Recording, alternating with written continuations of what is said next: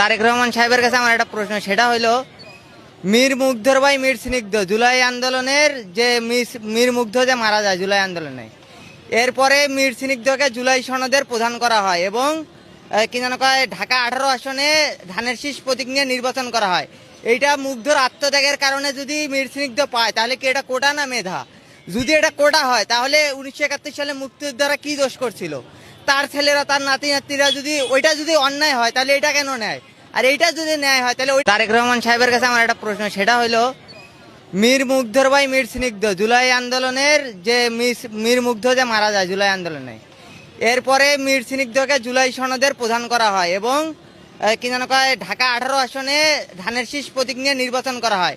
এইটা মুগ্ধর আত্মত্যাগের কারণে যদি মীর স্নিগ্ধ পায় তাহলে কি এটা কোটা না মেধা? যদি এটা কোটা হয় তাহলে 1971 সালে মুক্তিযোদ্ধারা কি দোষ করছিল? তার ছেলেরা তার নাতি নাতনিরা যদি ওইটা যদি অন্যায় হয় তাহলে এটা কেন নেয়? আর এইটা যদি ন্যায় হয় তাহলে ওইটা কেন